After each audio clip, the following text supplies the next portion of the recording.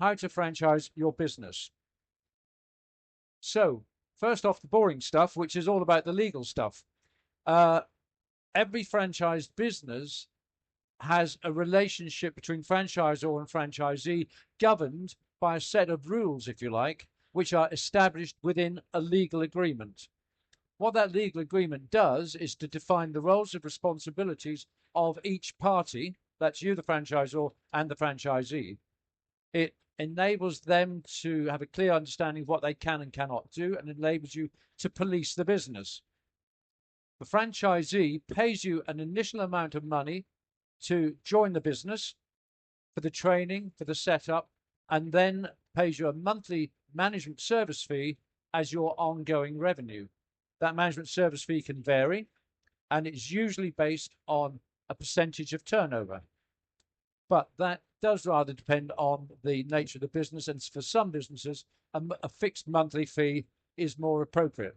So you need a legal agreement at the start. The good news is that we are partly owned by a law firm called Ashtons Legal, so we can be a one-stop shop to enable a seamless process through understanding how to franchise, getting it in place, setting up the agreement, and then recruiting.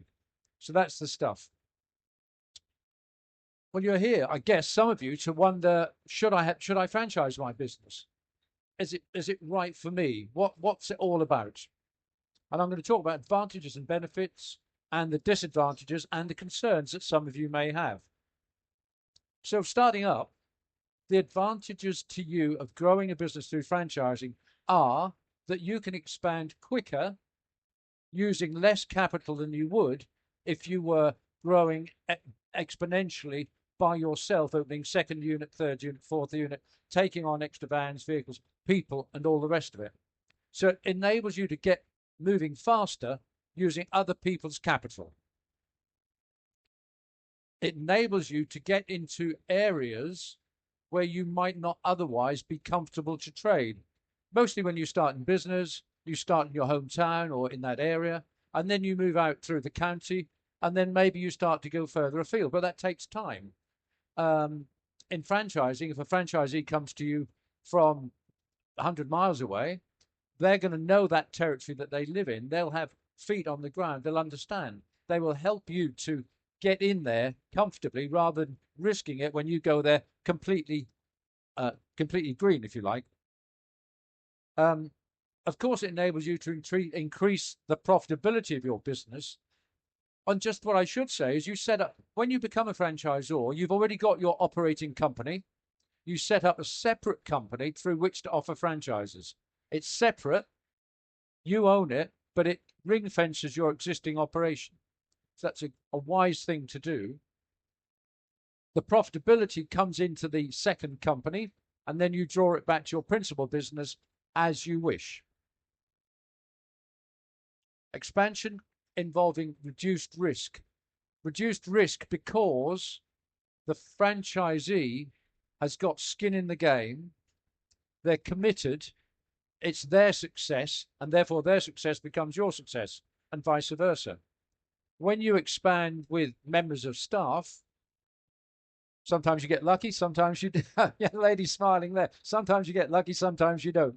Unfortunately, getting good staff and keeping good staff is, you all know this thing, it's jolly hard. So having people who are actually in it and themselves then doing the recruitment of their own staff takes some of the pressure off you. The last point there, receives higher valuations. At some point, everybody in business makes a decision to move on, sell out, sell to somebody. When you've got a franchised operation running, it's a nice, neat business that you can sell, and you can sell it to people with what's already established and the potential of it as there are remaining units to be sold across the country.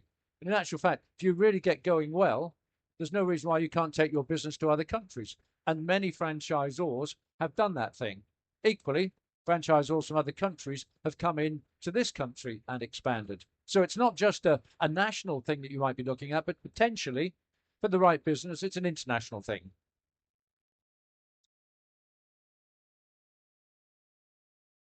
So I mentioned people, motivated owners, yes. They tend to impose higher service standards because it's their business than the manager of a manager of a business might do. They'll do the extra yards. They'll be the ones up early, finishing late because it's theirs, and they will encourage their staff to maintain the standards that you have in your own business. Point there is about developing an innovative culture. When you are an owner or an employee, by and large, you have all the ideas, you do all the hard work, the staff carry it out. In a franchise business, you've got an opportunity for franchisees to bring to the table ideas that they have because they are owners, they're keen to do well, they sometimes see things that you haven't seen. And if you foster that warm sharing relationship, that innovative culture will help you in your business and help you to grow it forward. I've already mentioned the franchisee employs their own team, so we've covered that. You yourself, in growing a business with franchisees, don't need the same level of head office structure as you would do if you were growing as an organic business. And the people that you have within your network need less supervision. Again, the point is, it's their business. So you don't really cut it. You will suffer, but they'll suffer alongside that. So it makes it interesting to them to get things right. So those are the things why you might think about franchising. But it'd be daft to say that franchising is a bed of roses. There are ups and there are downs, and you need to know about the downs, disadvantages and concerns. When you start off, it's difficult to get going because you don't have a story to tell beyond your own business. You are a new franchisor. Often we find that when people come to talk to us about being a franchisor, it's because they've been approached by somebody who's come along and said, love your business, like to be part of it. Or maybe there are family and friends who've expressed an interest. And it's that low-hanging fruit that you want to look at to start with to get your first few franchisees. They then form the foundation. They give you a bedrock on which to build a business and for you to get comfortable with being a franchisor. And then you can start to grow more quickly by recruiting through the various marketing channels that are available. It goes without saying that you have to kiss a lot of frogs to find a prince. And there's an old adage in franchising that, for every 100 inquiries, you may end up with one franchisee. It depends. Some businesses are so desirable that ratio reduces. Some are less attractive, and so you need more. Only time will tell. But part of our role is to help you from our experience and knowledge to gauge what sort of level of marketing and driving in inquiries you're going to need to get going. But it does take a lot of sifting, and you will meet some very unusual people. You'll also meet some very nice people. And a lot of those very nice people are walking around here today. They're looking to change career, go into business on their own, and they're the sort of people that you'll be wanting to talk to. You may have a business that's got adequate systems for the size of operation that you are today, but you don't want to be the size you are today. You want to be bigger. That means that you need to think about, will my back office function, will my accounting, which you pass to them to use, your franchisees to use, will that sustain a larger network? It's always better to start your business steadily and build your systems with it, because sometimes you don't know how that's going to work and whether you need to adapt things, but you will need to overhaul your systems. Fourth point there, life gets in the way. Life gets in all our way, doesn't it? Family issues come along that you weren't expecting. Illness comes along you weren't expecting. Downturns in the market come along. Stuff happens. And stuff happens to you and stuff happens to your franchisees. What that means is it's not always the smoothest of rides, but if you get it right and you enjoy it, it's a great ride. And you build a business that gives you lots of satisfaction, gives other people lots of satisfaction. Franchisees will not be clones of you. I'm bored standing there now. I'll come stand out here for a second. Franchisees won't be you. They'll be their own person. The one thing for sure is that you are the best person in your business. You know it. You started it. You loved it. They will want to do well with it, but it's never going to be to the level that you are. And once you can accept that franchisees are human beings with faults and failings and foibles, you'll get along with them just fine. But don't look to it as expecting them to be absolutely just as you are. Got to look around there now. One or two bad apples, yeah. There's always somebody in a business giving it lots of that. And you will find that in franchisees, there will be one or two people, if they don't get going as well as they should, and sometimes it's their fault. They like to have a little moan. People like to have a moan. You got children? They like to have a little moan, don't they? Well, this is the same with franchises. And there will be one or two from time to time who maybe just don't fit. If they don't fit, they've got to go. Because if you leave bad apples in a barrel, the whole barrel goes rotten. And you've got to recognize that and know how to identify it. If you can't change them, if you can't turn them, you have to say farewell and find ways to do so. And we do know how to do that, as you might imagine. Right, hard to implement changes to an established network. That's an interesting one. A lot of franchisors set up, they get running, they get 10, 15, 20, and then maybe the marketplace for your service or your goods or your activity changes a little bit. And you know that you're going to have to adapt your business, maybe bring in a new product, maybe bring in this, bring in that, which the franchisees themselves may not buy into. And there can be a challenge in that, managing change within an established network. I throw that one up because it's a reality and we can't ignore it. So they're the pros and cons. Then what about you? 5 key questions to ask yourselves. Number 1, is your business profitable? Is it profitable at the core level? That is to say, unit operation level. Every business person is always developing, and investing in infrastructure. And that's fine. And that can stretch your P&L. It can stretch your balance sheet.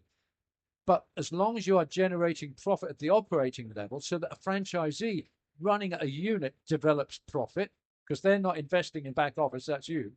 As long as they can see a return, then yes, you have a business that is franchisable. So it's got to be profitable. It's got to be proven and credible. By that I mean, if you've been in business 6 months, great, come and listen, but don't try to franchise just yet, because what have you got to offer? How well established is it?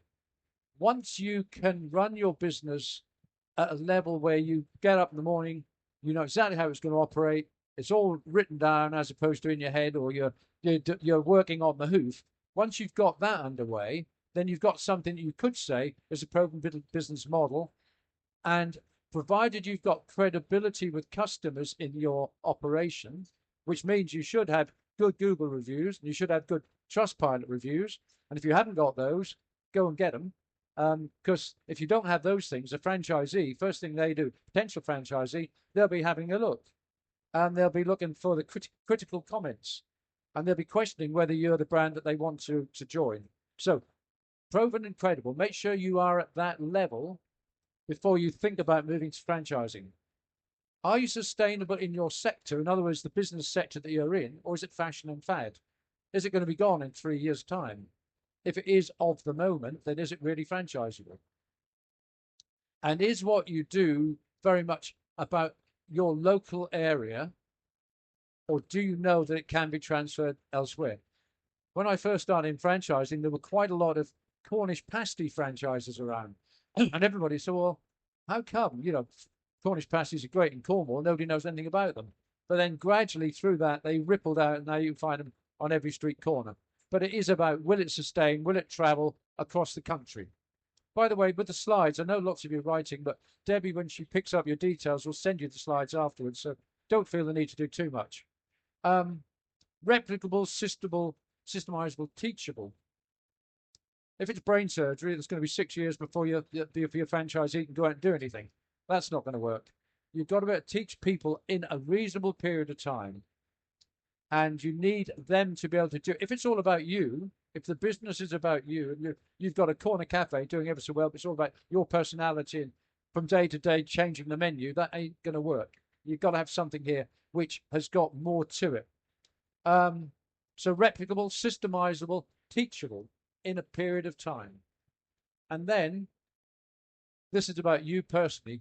What is your personal character and commitment? Are you stick at it people? Will you go at it through thick and thin? Will you support your franchises? Will you be fair? If you're autocratic, if you're a difficult person, if the business needs you to be on it micromanaging all the time, you're going to find it difficult to step away and let other people do it. And so I'd say you should question whether franchising's for you. But assuming you tick all these boxes, then super, we can move on. Success and failure. 5 reasons why franchisors don't make it. Firstly, you don't know what you're doing. And people do go out and start this stuff themselves. Now, we know that AI is out in the world, and we know that you can ask AI all sorts of things, and it will give you some information. Hands up all of those who've asked it something about their business and wondered what it was that they got a reply on. You get some general stuff, but you don't get specifics. So don't rely on outside knowledge. Get some expertise to make sure you get it right first time. Because if you fail first time, it's ever so hard to get going again, and you become disappointed and you've wasted money. Make sure you've got enough capital to see you through the journey. Getting up, running, started, investing in marketing for franchisees, investing in your legal agreements, establishing your marketing plan and people to respond to inquiries. That's important stuff. And it takes time. Don't look to be a millionaire 2 years from now, unless you've got something amazing, in which case, come and tell me first and I'll be your franchisee. It will take you time. It will take you time. Think about your objectives for franchising. What is your goal?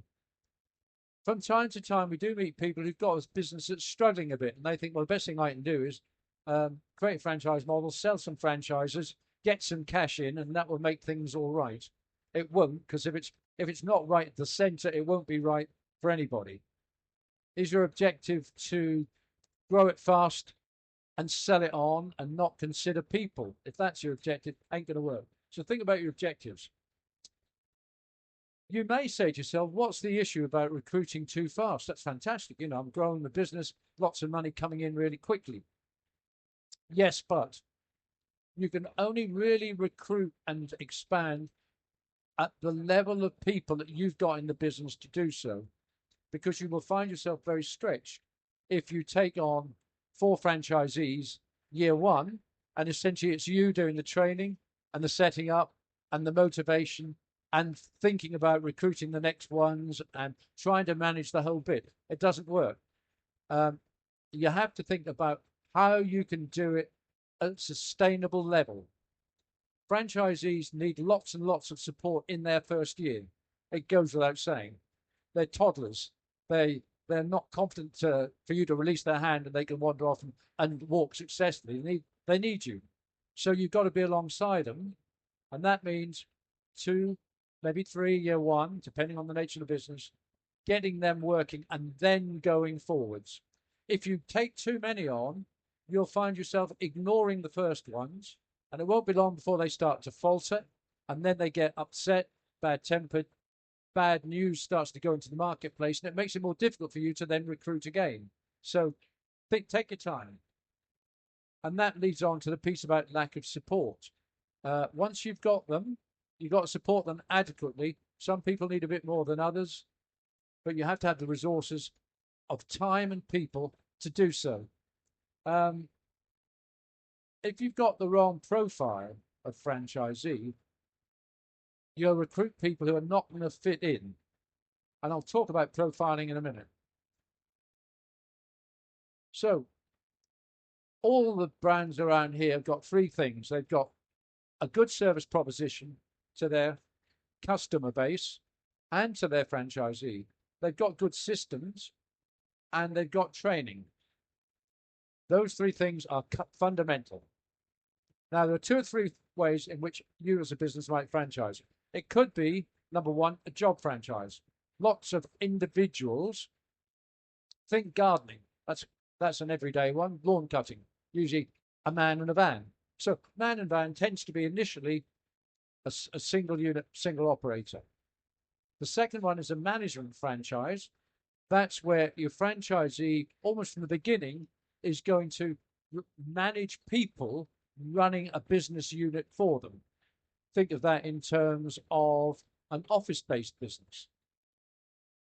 And the third thing is what we would call a development franchise, often one you see in the restaurant and food sector, where you're looking for franchisees who will have not just one unit, but go on to operate one, two, or three, taking their experience across multiple outlets. So they don't sign up just for one town.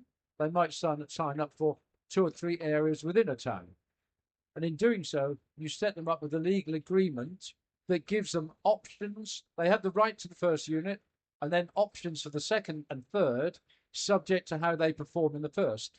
If you lock a town up with 3 units to one person who then doesn't do well on the first one, you can't take anybody else in. That town is closed to. It's not a great idea.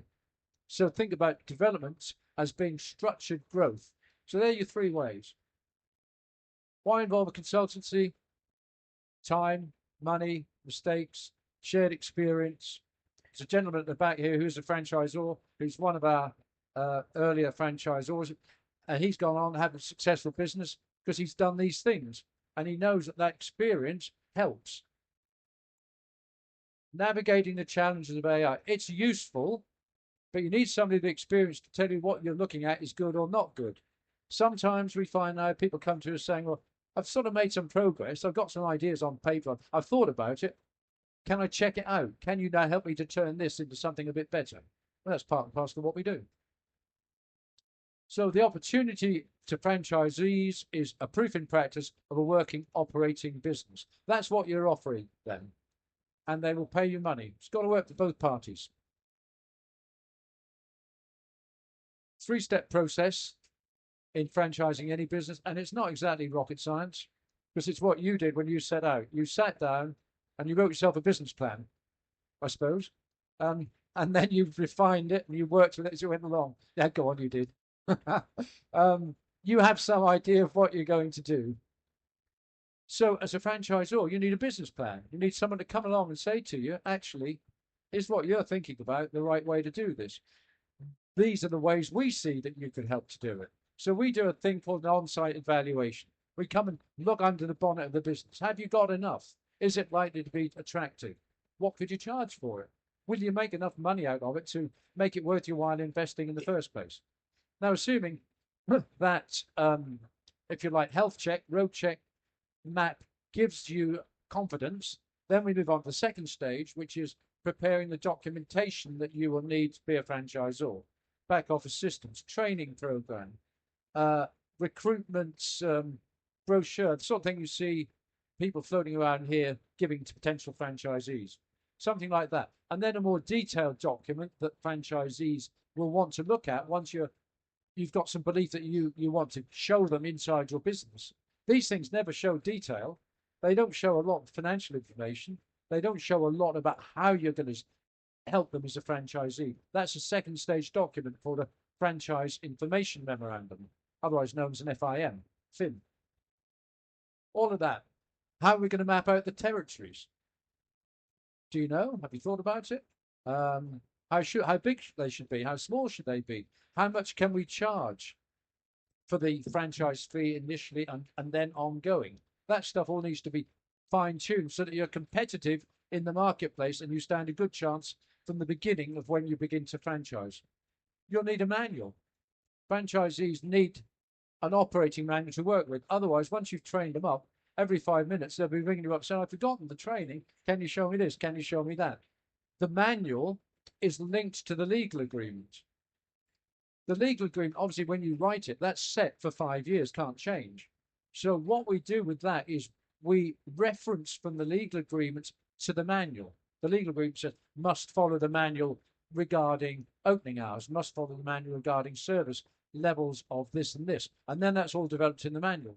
And the manual will change over time. So they're obliged to follow those changes. So use that as the operating tool on a daily basis with your franchisees. Step 3 is recruitment. So I've already said, first up, we look at the practicalities of all. Can it work? We come up with SWOT analysis. We give you a blueprint. Step 2, we go into the detail as I've described. We once we've got it all worked out in our head as how it's going to be done, then we brief the lawyer, and together with the lawyer, we write down and establish an agreement that's going to work for your business. You can download legal agreements off the internet, of course. I'm slim. How many of you are going to fit my jacket? Probably not that many, because I am just ultra slim. A legal agreement is like that. It's something you can fiddle around with, but you can't fit it or tailor it to the business. And the one piece of advice I'd give you when you walk away, if you don't take anything else, is do not waste your chance by getting a legal agreement and doing it yourself. That is the most important thing to spend money on, because you'll need to use it one day. And it's a bit like having your car serviced at a cheap garage. When you stamp on the brakes and they don't work, you wish you'd gone to the main dealer. It's the same thing with the legal agreement. So please keep that one in mind. So all of that, and then recruit. Where are you going to look for franchisees? Multiple ways to do so now. Magazines have been around since forever. The internet, of course, is a tool, but it's got lots of opportunities to waste your money. And some websites work for some brands, and some websites work for others. Who's going to handle inquiries? What system are we going to have in place to make sure that we follow up and move inquiries forwards? People don't always come on board the minute you meet them first time. It takes time. You got to keep them warm. You got to keep feeding them information. You got to think about your social media profile. You have to think about Instagram, TikTok, snip, snap, snap, all the rest of it. And whatever else is coming out of the woodwork, you're going to have to be part of it. What's your franchisee profile? Come on to that in a minute, as I said. What budget have you got available to recruit? You can't recruit with no money. It takes time and it takes money. So you've got to allow for that when you start up. You've got to be realistic that it will take time, that not everybody is going to be the person you want them to be. And remember that you are not in a relationship with someone just to sell them a franchise. You're rewarding them the right to be you. You're putting yourselves in their hands.